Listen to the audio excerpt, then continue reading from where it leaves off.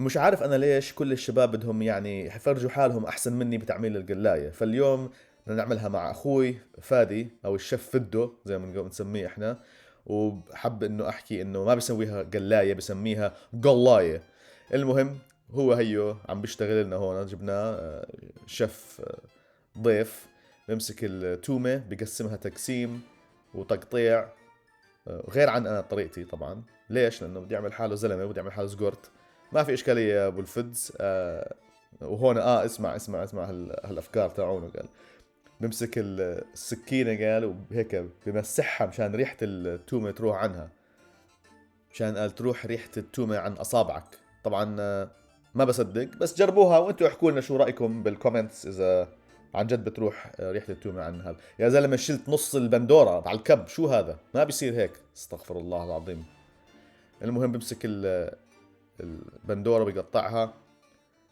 بعدين بمسك كمان تومه. يعني طب مسكت التومه اول مره، ليش ماسكها ثاني مره يا اخي؟ اخوي على فكره ببعزق. بعدين تمسك الفلفل الحار برضه بتقطعه، بنمسك زيت زيتون وبلش يزت فيه التومه ويحركها ويبديها. انا ما بسوي هذا الحكي، هذا الحكي حكي فاضي.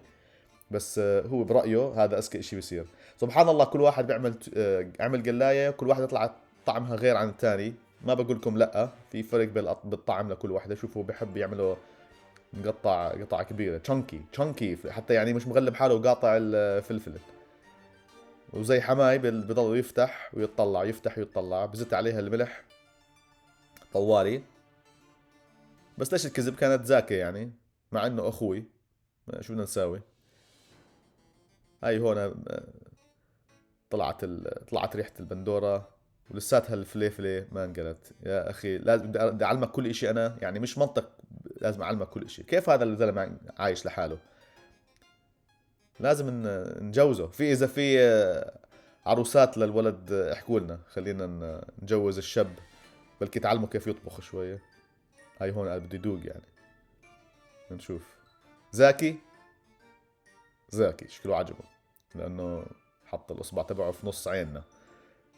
بعدين اخر اشي شوية نعناع ناشف، تقريبا 17 ذرة. عرفت؟ هلا هو وبعدين بعد ما يعملهم 17 ذرة بكسرهم اكثر للبروتون والنيوترون، وهو بفرطهم لانه مش عاجبه قديش حجمه. بعدين طعماني اياهم، اعطاني رغيف، واللي كان مصر ياخذ الرغيف الثاني، ما بدوش يعني انا اخذ الرغيف المقحمش. وكل ما اخذ لي حبة بده ياخذ حبة ثاني مني يعني. اعطيني مجال اكل ادوق، وانت ماكلها دايقها. واشتهيناكم معنا هنا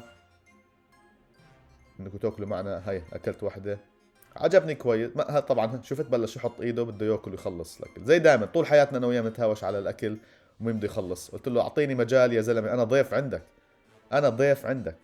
ما عجبه، رد اخذ هو يعني. ما بعرف. هيك الاخوان يا شباب ما بخلوك تتهنى. بس كانت زاكيه وعجبتنا احنا التنين. بس كان جاي بالي اضرب ايده هون. المهم هي الطبخه اللي عملها. شويه شاي، شويه خبز، وصحتين يا شباب.